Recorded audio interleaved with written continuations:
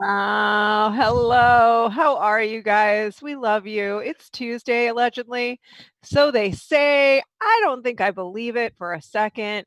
I'm excited to know that our engineer, Jonathan Moulton, is watching TV while we do this show for you because that is how deeply entertaining we are. Dan Murrell, how entertaining do you feel today?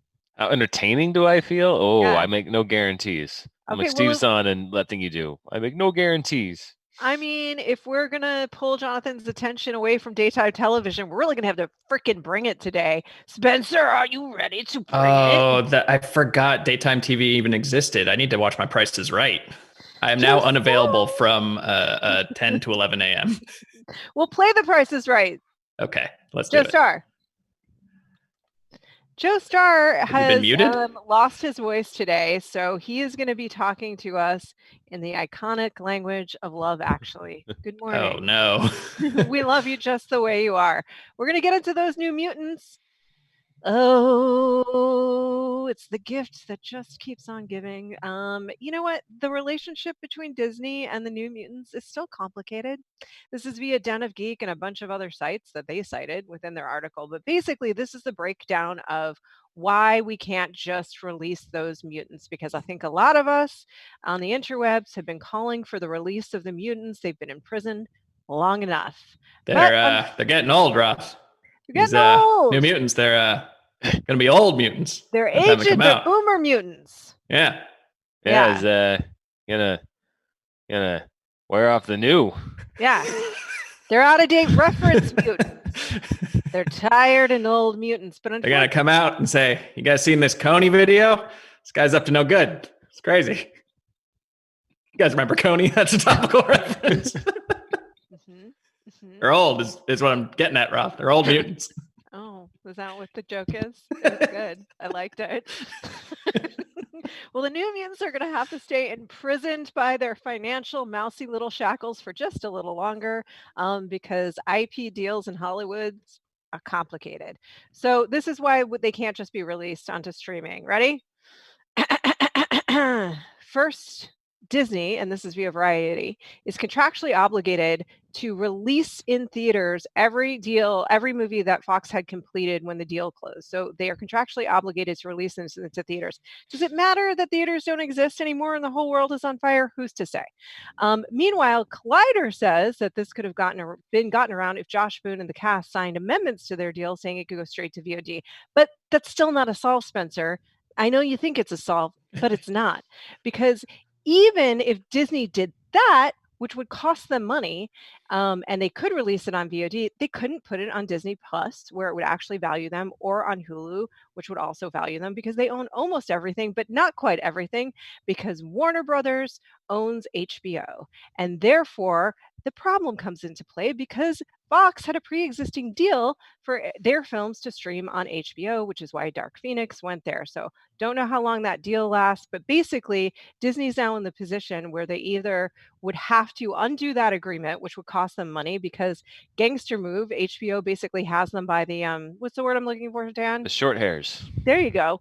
Shorten hairs. Short Harrys, short Harrys. Short Doesn't hairs. The mouse whiskers. They've got them by the mouse whiskers Here we is go. the point. And Oh, so, ouch. yeah, and they're just going to hang them right over a barrel. You want to know why? Because it's gangster rules out there. Everywhere you go, gangster mobster stuff everywhere. That's what we discovered earlier today.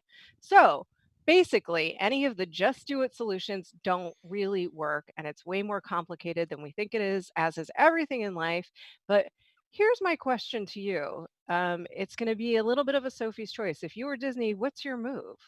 Are you going to pay for another round of marketing and hoping that you're finally able to release this thing in theaters? Or are you going to pay whatever you need to make a new deal and put it on VOD and be done with it? Damn, this movie is cursed. Now I'm going to lean back. I put it out. Put it in the vault. Stick it in the vault next to Walt's opinions on the Jews. It can't go, well, Stick it in there forever. No, it'll never see the light of day. there's a whole subplot to New Mutants that you're not even aware of yet that actually makes it very fitting for the vault. Oh, I'm sure. It does not belong. It can't. Joe says, Lean on anticipation and And myth over ads. Oh, It's like I Disney see. Snyder Cut. So no traditional advertising strategy. Lean on the mystique, no pun intended, of the movie, and don't put a bunch of ad money into it. Just release it, and So it goes on reputational, and that's an interesting strategy. I think you So- definitely release it still. And if it goes in the fall, it makes sense because it's supposed to be like a horror movie, right? So it makes sense to put it out around Halloween. Stunt it. Make it a stunt. So Joe, you're saying that we're doing the work of the advertisers for them right now. Mm-hmm. It'll cannonball the box office like magic. What if they just cut it up into 2-minute segments and charge 99 cents per segment? Oh, are we talking about the launch of Quibi today? Yeah, could they sell it to Quibi? In chunks? That's what I'm thinking. Little 5-minute chunks? Guys, what a perfect time to launch something that you watch on your phone while you're out and about. Quibi. Yeah. Catch it. Here's what you could do. Okay, I have a solution that'll please everyone. Okay. You cut it into 3-minute chunks, and you put it as the after credits scene on the next 30 MCU films. Yes. So not only do you have to go to the MCU films, you have to continue to go to all of them to see the entire New Mutants. How about that? So wait, actually, Dan, does that fulfill the contractual obligation to release it in theaters? In theaters, I think it does. I feel like it in does. one sitting? I don't know. I haven't read it, but I don't think it said in one sitting in theaters. Yeah. I don't think they would have normally had to include that caveat. So I have to assume that this is genius, mad genius, because then you just wait out the conclusion of the deal with HBO has to run out, right? I mean, the world's ending. Everything's running out. Yeah. Why don't they just put the whole movie at the end of Artemis Finch or whatever? No, I like Dan's thing. Okay. I'm just saying, just get it over with. You just want to pull out the Band-Aid, and that's not what the people want. They want bite-sized pieces of mutants, little bitty mutant nibbles. Aperitif. No, an aperitif's the drink. They just want a little amuse-bouche. Amuse-bouche. Yep. Little mutant nibblers. Solved. So, Joe, what is the date? We're going to make our guess that the New Mutants actually becomes available for the public to see, whether it's in a theater or online. Well, I guess we have to look to November because that's the first Marvel release in Black Widow, which is where we'd see the first 3 minutes. Yeah, but we're waiting for Joe. Okay. January dump. Ooh, January dump. Yeah, could be. I don't think so. I'm looking at the current release schedule, which I know is going to change. I'm just going to look at the calendar. I'm going to predict that New Mutants will be released on October 16th of this year. Why not? Do you have that specificity? Because it's supposed to be like a horror movie type thing, right? So you put it around Halloween. You market it as a horror film, like the first trailer was, and there you go. So I'm going to predict October 16th, and I'm sure that's heinously incorrect. All right. We could make this The Price is Right. Spencer, you were craving The Price is Right. And if there's one thing that I want in this business and this world, it's a happy Spencer. You got that, Roth. You're happy? Here's what I'm going to say. January 2022. Okay. I think this is going to just go straight to Disney Plus VOD as soon as it's done with its VOD HBO run. All right. I'm never going to see the inside of a theater. Oh. I think redacted based on the set visit. Very good. I'm going to release the set visit. I'm going to say November 16th. So whichever one of us comes closest without going over. Joe, what do we win? Yep. By the way, right now, October 16th, it would be opening against Halloween Kills. So, what's happening on November? I don't even know. Parsnip Pete, the box. Oh, you win! Is that a chocolate bunny rabbit? Is that a chocolate bunny? Oh, is it only half of one? Is it a mutilated chocolate bunny? Yep. Excellent. Excellent. All right, guys, in all seriousness, it fits a real parsnip in it. Like this movie's straight up cursed. Oh yeah. It's been an unfortunate victim of circumstance many times over now. I think they call that cursed. Maybe. I think that's what that is. I'm going to go to November and look at the 16th, which is the date that I mentioned without even looking at the calendar. So it might be like a Tuesday, which probably doesn't. It is a make a ton of Monday, I sense. believe. It's a Monday. Okay. I just don't think they're going to want to throw any more money at this. So it's like they're not going to buy out HBO, their window. They're just going to let it run its course. Let nature run its course. They're going to socially isolate New Mutants till it's safe for it to come back, and that'll be in a couple years. All right. Yeah. Joe is going to have the final word on New Mutants. Life finds a way. Nice. I didn't. Somebody could leak it. Like Maisie Williams could be like, you know what? It's coming out today, says I. And then we'll just all watch like an early leaked cut of New Mutants. Wait. That sounded exactly like Jamie Bamber. Who's that? Jamie Bamber is Apollo on Battlestar Galactica. So really? his American. That. So his American accent, which is what he's using. Oi, oi. Release New Mutants, Governor! Release my movie, Governor! Is Maisie Williams a street urchin? Was I not aware of this entire time? Is she a 17th century street urchin? Benioff and Weiss found her in a chimney. They said, "You'll be Arya." They found a street urchin egg and hatched it, and that's when it came Arya. Yep. Jamie Bamber was Apollo in Battlestar Galactica, and he used this he had this very rich, tough American accent. And then when I would hear him in an interview, he was like, "I love being on this show. It's very delightful." Oh, cute. Should we move on? Joe, final word. Okay, we'll move on. Let's move on. Thank you guys so much for liking, subscribing, sharing, commenting, hanging out with us in this time of our greatest need. It means so much to us, and so do you. And that sounded really insincere, but I actually mean it sincerely. I have this thing where I sound insincere when I am being sincere. I don't know what it is. So in this time of need, we are looking to use our platform to call out to great organizations like Direct Relief, which we've been talking about. There is a link in the description that you can please check out. They are coordinating with public health authorities and nonprofit organizations and businesses to get the protective equipment and essential medical items to health workers responding to COVID-19. It is very, very, very, very important at this time all around the world. Please do just give them a little tweet, a little support, whatever you can do is very much appreciated. And we definitely appreciate your support here, your continued support here. It means the world to us in this time. That's really true as well. The likes, as Joe will tell us, help the algorithm to raise this video up so more people see it so that we can keep making it. We love making stuff for you guys. And with that in mind, we have created a new video format to give voice to some of the freelancers and our team who you love so much so that they can do little video essays on things that are important and impactful to them.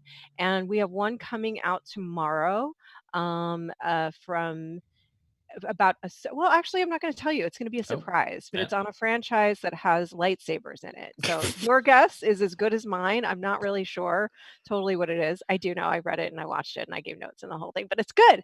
And I think that you're really going to like it. It comes out tomorrow during our SJU slot. Please, please, please do like and share, and we will be back on SJU on Thursday. Joe was also going to speak to this format. Joe, would you like to write anything down? Uh-oh. Oh. Oh boy. Oh. Oh boy. What's it going to be? He's really writing it. Is he left-handed or is it just switched? Please lurve it. Hit good. That's my Joe. It's good. Please lurve it. Good. 4 things, starting with floppy hand. 4 syllables. All right, good. Watch it. We have fan questions. Oh, wait. Lefty. Wow, Lefty. I never noticed. Oh That's what he was trying to say. He wasn't doing charades. Yeah, okay. Southpaw. Yeah. Southpaw. You got the devil in him. He a left-handed man. Mia. Wait, what is that from? The South, I guess. I don't know. Dancing. Oh, to the left. Beyonce. To the left. All of your things in a box to the left. All of it. Okay. We're not good today, but thank you for watching us anyway. To the left, to the left. All of Dangerously your close to video in the mime. box to the left. Mia says, what one episode of your favorite TV show would you use to convince someone to watch the show? Great question. Let me Google the name of the episode. My favorite TV show is called Peep Show. It's a British comedy series. And I Googled Jeremy Eats a Dog. So that's the YouTube clip you should watch. But the episode is called Holiday. Yeah, it's if you like Always Sunny or I guess maybe Curb Your Enthusiasm more than Seinfeld, of just people getting into increasingly uncomfortable situations. The one where this guy accidentally kills the girl he's looking to romance his dog, and then has to pretend it's a turkey and eats it is probably one of the better comedy moments of the decade. Can I ask you a question about uncomfortable comedy, situation comedy?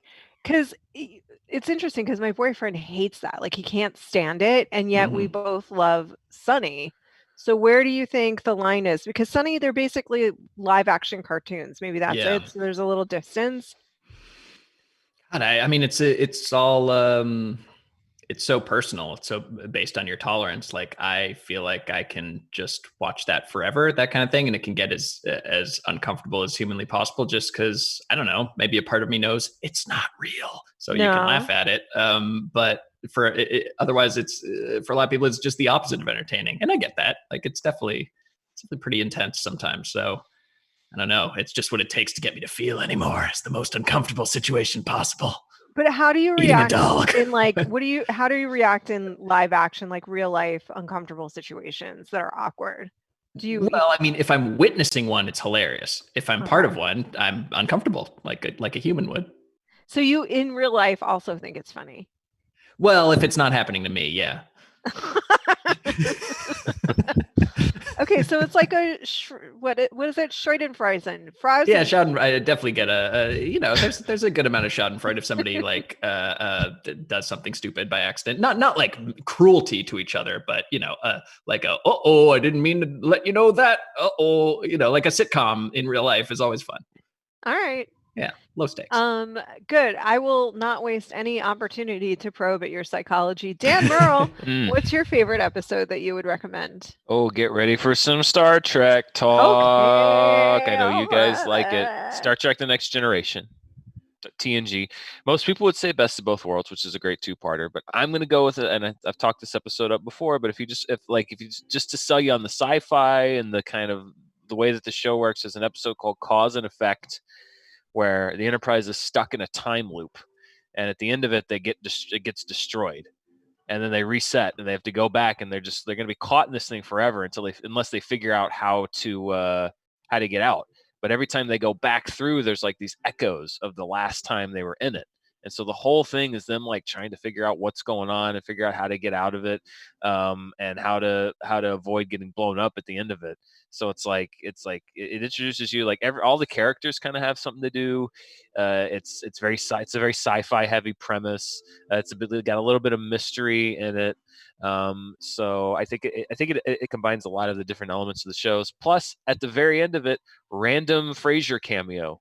Because at the end, the little portal that they encounter at the end, out comes an old spaceship, and the captain is Kelsey Grammer for no reason. So is it Kelsey Grammer, or is it the character Frasier? Because I'm going to be a lot more excited if it's Frasier. Well, I've always suspected that it is a time traveling Frasier posing as a starship captain, but they've never confirmed that. Okay. Joe Starr, you've been writing for This is Up a Captain Storm. Frasier. I'm listening. Niles, what year is it? You could totally staff a starship with the characters of Frasier. I think we lost Joe. Oh, we'll get him back. Yeah, where did Joe go? He was writing so much. I know. Joe was writing, so that was an entire tome. All right, let's talk about Frasier for a little bit, and then we'll hope that Joe comes back. I think you could do a reboot of Frasier, and I'm sure that there's 100%. been a lot of conversation about rebooting Frasier, right? But I think today you would have to have like either I don't think you could do this to Frasier, but I think you'd have to have like an arch nemesis character that's really a hack shrink radio show host that like gives really bad advice and sells tinctures and things like that, and like is just constantly doing better than Frasier in the ratings, and then have Frasier have to deal with that in a world in which he has to be on social media and all this other stuff in order to really address the true nature of the pop culture psychologist or doctor, which always ends badly. They always give bad advice. For sure. That's a really good place to take it. I also think though that you would have to deal with Martin would definitely be like a big MAGA guy. Oh, for sure. And then you'd definitely have, the politics of the modern day that they touched on, lightly, but things just seem more mild back in the 90s. Yeah. But Joe's back. Oh, Joe's back. Back in the 90s when they were like, I'm so bored, it makes me sad. That era. Yeah. That was the biggest problem, was like your job was boring. Yeah.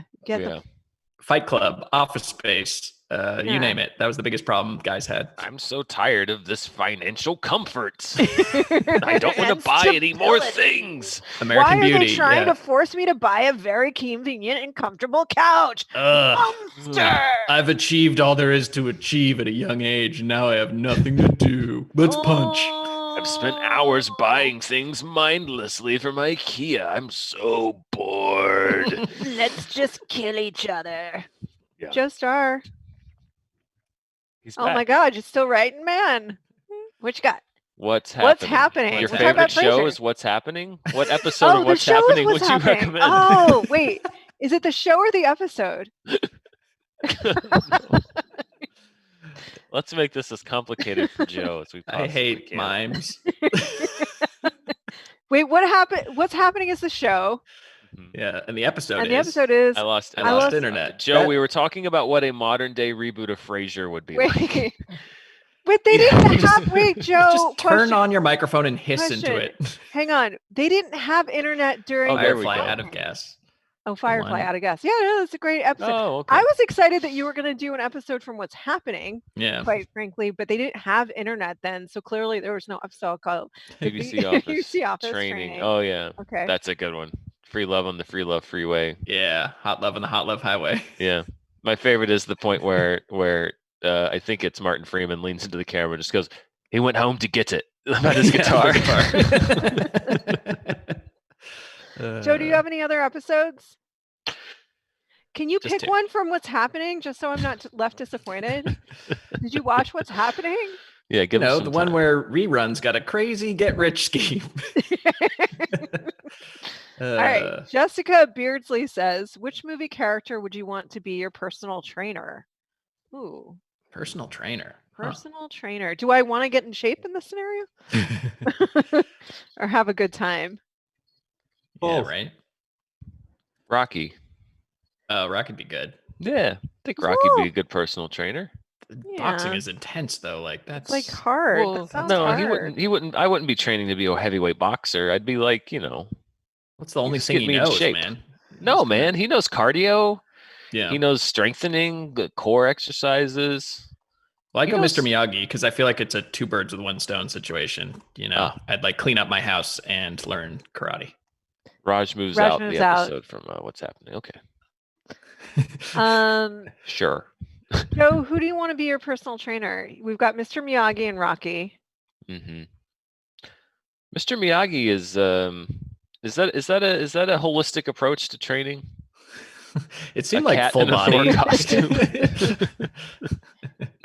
Is that just Goose the cat? No. All right. Well, whatever cat it is, I'm in favor. I'm just gonna choose Amy Schumer. Okay. Yeah. Television's Amy Schumer and cinema. Just as herself from like the sketch show. Yeah, just Amy Schumer. Nice. That's what I would choose. That's how I like to work out. I did read once that one glass of wine is like 1 hour at the gym. So I basically work out for 5 hours a day, people. Good. More fan questions. Today is the day. Dan, Spencer, Joe, that you're going to we already had Cobra Commander give advice about what to do, how to be in digital media, but I'd actually like Joe Starr today to be the one to give the advice about how to get into digital media. Here he goes. If you're listening to this show, I promise you this is a killer one. This is very amusing today. Yeah, this is for everyone that said, like, why is there no podcast feed? It's like, we just did this show today to be like, you wouldn't get it. I'd be friends with Hal. One be friends with Hal. Okay. That helps. That does help. I also like I'd be friends with Hal. I'd be friends with Hal. I'd be friends with Hal. Yes. There are a few people that Hal has helped to hoist into the industry. My fate was tied with Hal's for quite some time because my only gig at Screen Junkies was editing Screen Junkies show. So our two fates were tied together. Don't do the same thing as everyone else. Don't do the same thing as everyone else. Yeah, I agree. That's a good point. It's a very Cobra good Commander point. also thought that, Mm-hmm. which is interesting. I think it should be underscored because, especially now, so many people. So many people doing so many things. Mm-hmm. It's crazy. Yeah, like instead of like the angry or the bitter movie YouTube reviewer, you can be the grumpy movie YouTube reviewer, or maybe the peeved movie YouTube reviewer. TikTok? I don't know. I'm old.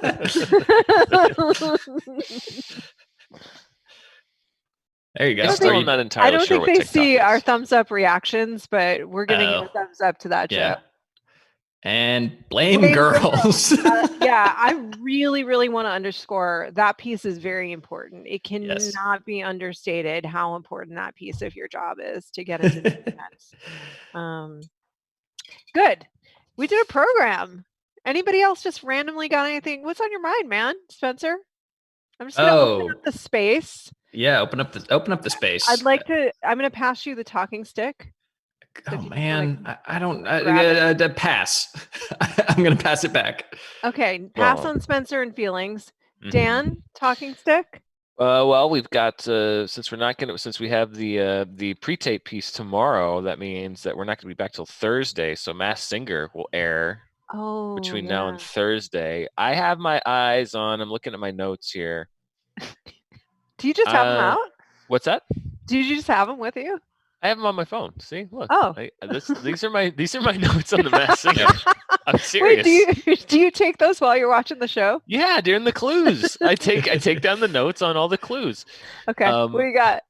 So I'm thinking I've got my eye on for elimination this week. I got my eye on Kitty.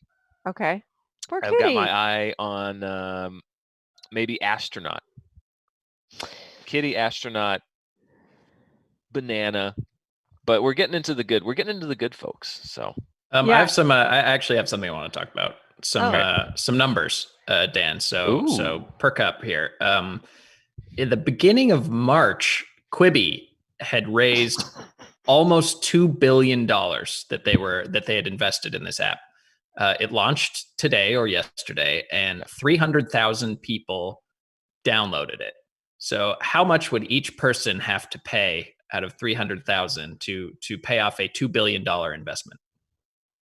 Well, they have different tiers. So this is the tough part, because they have a tier with ads and they have a tier with no ads. And so I imagine the tier with ads is supplemented by advertising income. That's a good point. That's a good point. But ad revenue is pretty tough right now. Yeah, ad revenue is pretty tough. Plus 300,000. If you invest $2 billion in money or servitude. That's a great question, Joe. I'm just saying. I'm looking at this article. Disney Plus had a lot of signups on its first day. It had 4 million signups on its first day. Quibi 300K. Mm-hmm. Not looking good. So it's like they're playing the long game. Do you know how much the subscription is? How much is a subscription? I know that it's free for the first 90 days. Yeah. Okay. So you're giving yourself a nice long runway before you see $1, and then $5 a month, I think. Yeah, I think it's $4.99 or $8 for ad free. Yeah, You're gonna $4.99 pay with ads. $8 $8 for a month. Quibi, people. Disney Plus is like $4 something. $7, yeah. You could get for like $6, you could get ESPN, Hulu, and Disney Plus, and you're trying to tell me I'm going to spend $8 for your 10 She's gone full New York. She's gone full New about York. whoever in the kitchen talking about their trash for 10 minutes? I don't think so. Your $3 billion, your $3 billion. You know what? You know what you should have invested in? You should have gone back in time and you should have invested in Avion, where was some guy in New Jersey with a hose making a bundle. That's where you invest. But you lost your Avion. opportunity. Yeah, that's right. Go back and you get Avion. with $3 billion, you get yourself a time machine and you go back and you invest in some water. Oh man. What about Avion? Avion. That's the tequila from Entourage. Oh yeah. yay, I'm quipping here. Oh yeah. Oh, no. But I just want to add something for the record. I would be delighted to work for Quibi in any given capacity. And if you're listening, Jeffrey Katzenberg, I think it's going to be a fun 6 months. Fly too close to the sun. I think I can bring a lot to your organization. Yeah, no, I don't know. I'm sure people are happy to work for Quibi for the next 3 weeks.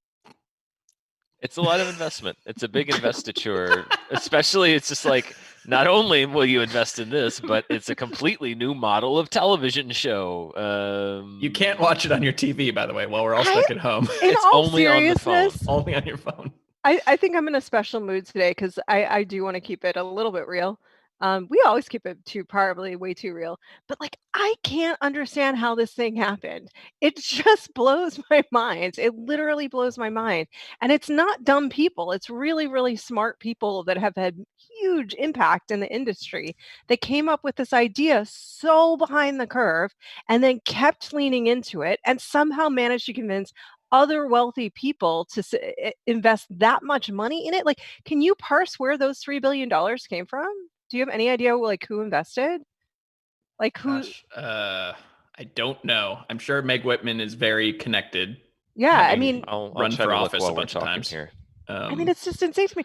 Like of all the things that you can invest in right now, like robotics would have been great a year or two ago, and now it's probably just like that's what happens when you listen to Chet Hanks. Yeah. No, right now you're probably better investing in like tiny farms, local farms all over America. In 2018, the company raised $1 billion in funding from 11 investors and major Hollywood studios, including Disney, NBC Universal, Sony, Warner Media, Liberty Global, Viacom CBS, and Alibaba. So everyone that's already pumping money into their own streaming platforms also pumped a bunch of money into this one. But Quibi has really strong what I'll call stepson energy. And that's like the kind of ideas you see in Hollywood because like they're in a new marriage or it's their first marriage and they don't see their kids too often. So they just like have these kind of surfacey, like, what are you guys into these days? And they're like, short videos. I have a short attention span or like CrossFit. And then you get those emails where it's like Spider-Man should watch short videos and do CrossFit. And then because everyone is kind of old and out of touch at the executive level in Hollywood, they're like, yeah, let's do that. The snake eating Quibi. That's a good point, Joe. I mean, I'm like, what if let me propose this to us. What if the simulation is so out of whack right now, which I think we can all agree the simulation is like unplugged. Something happened. A cat got into it. It ate the wire. Something happened. But what if the simulation is so out of whack right now that Quibi is a booming success? That's a possibility. What if Where we're else wrong? are you going to see Chrissy Teigen as a judge? An actually legally binding judge. Oh, no. Did you not know that? There's a show called Chrissy's Court where she's a judge. They're just deputized random celebrities. She's a judge along with her mom, who's the bailiff. What are I'm they not making this up. What are they adjudicating? It's like People's Court or Judge Judy. They're adjudicating like small claims issues. So if you got an issue with your neighbor, for example, you're going to go onto a 4-minute episode with Chrissy Teigen deciding the fate. Yeah. Of your small claim. That's the premise. And this is legally binding? Wasn't Judge Judy actually a judge, at least? At Judge some point, Judy yeah, was she a was judge. She was a very bad judge. The People's Court judges were all judges. I don't know about Judge Joe Brown. I'm assuming he Unclear. was a judge. I'm trying to see if I can get any premises. Tiny Claims Court. This is Chrissy's court. Real people, real cases, and real legally binding decisions. Wow. So Judge Teigen's ruling goes. So there's one called "Someone has to face the music for a damaged speaker. Can Chrissy and expert witness John Legend create harmony in her court?" Ex-lovers arguing over contractual car payments. Lovers coming to court over a Lizzo sweater gifting mishap. So what's a gifting mishap? I don't know. Featuring expert witness John Legend. John Legend. Wait, what's a gift? Joe, write down what you think a gifting mishap might be. Like what would have been mishaptery? Isn't it like I got you a hairbrush? One of the shows on Quibi. Is it like I got you a hairbrush, but unfortunately it was a bomb? You've cut your hair to purchase the my gift. That's the gift of the Magi. That's not a gifting mishap. It's a gifting mishap. That's a fable about generosity. All right. Sounds like a mistake to me. All right, let's take bets here. What if we're being old and wrong? Do they become judges like weddings? To Universal Universal Life Church? I don't know. Yeah, I think you just have to do an online judgery course. You can't become a judge online. That's not how judgeship works. I got a certificate right here. All right. Well, I got your certificate right here. I did on Pottermore. You're going to ask Idris Elba's racing cars on there, guys. Actor Idris Elba and rally driver Ken Block go head-to-head in increasingly outrageous automotive stunts to prove whose car and which driver is the best. Shouldn't he be in quarantine? Why is it fun to watch race car driving on your phone? Why is that in the environment in which we would want to watch a race car driving? You could have been. Oh my God. Let's do a bet. Pick a Quibi show of the week. We'll do a show each. We'll highlight Better Know a Quibi. I like that. Better Know a Quibi. All right. We're gonna wrap it up, and what we're gonna leave it with is something positive. We're gonna talk about we might be wrong, by the way. We might be just being old right now, and Quibi might be a booming success. Who knows? Could happen. Yeah, kids want to pay $8 a month for short videos. With people you can pay $5 with ads. And that's the other thing is like they're getting people on it that appeal to the olds. Yes. Like ourselves, and they're doing really old-fashioned. It's just never mind. What would you like to spend your $8 on today, Spencer GIlbert? What sounds delightful? I think I'm gonna get a loaf of bread because we live in the Depression. And it's gonna cost you the full $8. Probably. Okay. To get it delivered. I'm not leaving the house. Joe Starr, what do you want to spend your $8 on? All right, Dan Murrell, what do you want to spend your $8? We'll come back to Joe. I'm going to start my 90-day free trial on Quibi and watch Murder House Flip, which is exactly what it sounds like. Does it start with the murder? Spiked Apocalypse Pass. Cool. Yeah. Got to work on All that. right. Well, I'm just going to get like as much CBD as $8 will get me, which I think is 2 gummies at this point, maybe 2 gummies at this point. And then I'm going to flip that murder house. So it's basically a house where a murder, just to make sure I understand, because I think I do. It's a house where a murder took place. Yes. And now, and what do you have to do to flip it? Like knock do you down have to some walls and put on an island. Yeah, do some scrubbing. But do you have to like smote First it and burn the body? You're selling it, baby. You're flipping it on the real estate market. Who's the host? So you have to lie about the murder or like obfuscate the murder aspect? Yeah, if this show doesn't start with the crime scene, it's false advertising. Let me see who the host is. Who's the host of Murder? Because I gotta say, and I hate to admit that, it sounds like a good show. Yeah. It's like the wolf from Pulp Fiction is your real estate agent. I mean, this really is the Aurora Borealis. Aurora Borealis. Oh boy. There's no celebrity host. It's just about houses that were involved in true crime. The first episode, focuses on a couple that moved into the infamous death house of Dorothea Puente, an elderly Sacramento woman who murdered and buried 7 victims in the 1980s. Why did she do that? I don't know. Okay. We're gonna take down this wall, open up the kitchen. No. Too many bodies. Yeah, I don't know if I'd want to knock down too many walls in the murder house. You're gonna find stuff in there that you're not expecting. But the thing that doesn't make sense is like usually when you're flipping a house, it's because it's run down. It's not like the fact that a murder took place in it. Like, what are you doing to flip it? Open gore plan. All right, guys, in the comments below, let us know what you think they're doing to actually flip the house. I want to say this. I want to end with something sweet because I think I was a little salty today. Quibi was getting me a little bit salty, and I don't want to end on a salty tone. So, Joe, be entertaining to the people while I grab the cat. I'm going to grab a cat. We haven't had a single cat today. No, we haven't had no cats. Getting a cat. She's getting a cat. Joe is going to dance. The underlying anxiety of this invisible threat outside has me very stressed out. Please take care of yourselves. You too, okay, Joe. Yeah, that's sweet. I'm anxious looking at the boys behind you, Spinny, because those are not proper social distancing guidelines. Well, we've been quarantined in the same Airbnb party house God, since this all began.